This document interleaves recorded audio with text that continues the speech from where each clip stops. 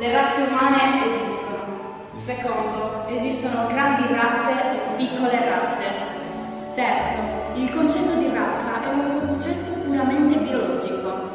Quarto, la popolazione dell'Italia attuale è, nella sua maggioranza, di origine ariana e di conseguenza la sua popolazione ariana. Sesto, è tempo che gli italiani si proclamino francamente razzisti. Settimo, i caratteri fisici e psicologici, pure europei, dell'Italia attuale soprattutto, non devono essere assolutamente alterati in nessun modo. Vi dimostrerò l'esistenza delle razze. Per esempio, noi ariani ci dobbiamo considerare una razza superiore, non solo per la nostra cultura, ma anche per la nostra cultura. Infatti, non ci distinguiamo solo culturalmente o biologicamente, ma anche per i nostri caratteri fisici e psicologici, linguistici e religiosi, in quanto apparteniamo ad una razza superiore all'ariana. E non dobbiamo mischiare il nostro essere puro con qualcosa, come dire, la feccia. Inoltre sarebbe assolutamente vergognoso che una bellissima donna ariana si sposasse con uno spacco ebreo. Uno spacco ebreo. Abbiamo una differente costituzione razziale. Siamo diversi e la legge non rinuncia. Lo dice lo Statuto ed è verità. Le razze umane esistono, sia che siano fuse armoniosamente tra di loro, sia che siano in conflitto e sia che l'una domini sull'altra. Le razze esistono ed esisteranno sempre. Le razze esistono ed esisteranno sempre.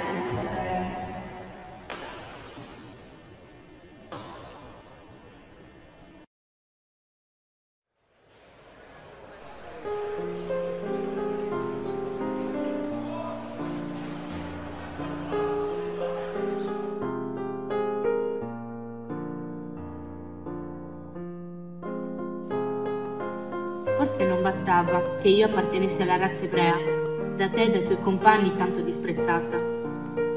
Inferiore è stato definito ogni ebreo, inferiore sono stata definita io. Non ho mai accettato davvero quel vostro dissenso nei confronti del nostro essere, della nostra origine, ma mi ci sono abituata. Tu non potrai mai davvero capire cosa comporta essere ebrea. Ho ammirato però, sin dall'inizio, l'impegno che tu hai sempre impiegato nei miei confronti, per provare a sostenermi e ad alleviare tale tormento. Temeti sempre di esporre alla luce quel che i tuoi occhi e tu stesso provocavate il mio stato d'animo. Per questo mi ostino a reprimere la passione che in me costantemente cresceva. Sei stato tu poi, con acuta follia, a porre da parte il disprezzo per le mie origini. Ma nessuno aveva guardato oltre il mio essere ebrea. Sbagliai forse a legarmi a te e tu a me, in quanto consapevoli che i tuoi compagni avrebbero ostacolato qualsiasi tipo di unione tra noi. Le leggi stesse si oppongono a noi. Mi ritrovo quindi, tristemente, a rifiutare la tua richiesta di unirmi a te, oggi e sempre. I nostri sogni di una famiglia, di una vita insieme, di felicità nonostante la mia disprezzata origine, sono nati al buio, nascosti con il nostro stesso amore, ed al buio crolleranno, poiché fino a quando anche all'amore saranno date delle razze, le passioni come la nostra sono destinate a spegnersi.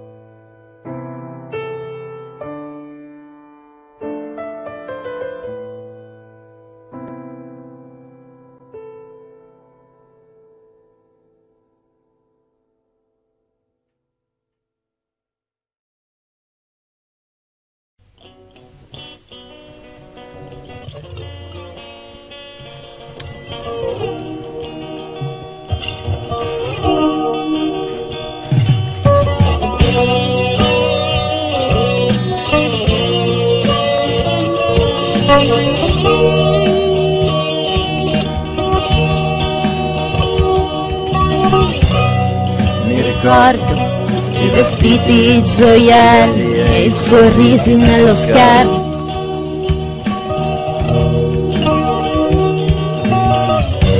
Quando guardavo la TV italiana giù in Romania,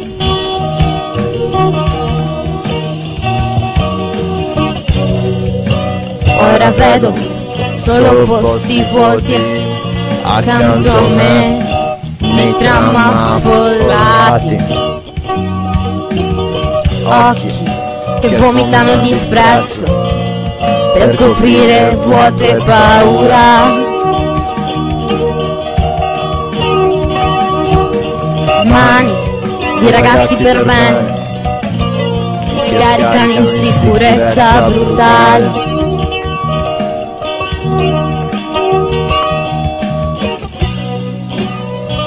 Sui miei fratelli, sulla loro faccia, nei nostri discorsi finto buonismo, ma in fondo al cuore ancora tanto razzismo. La nazionalità cambia il peso della vita di un umano.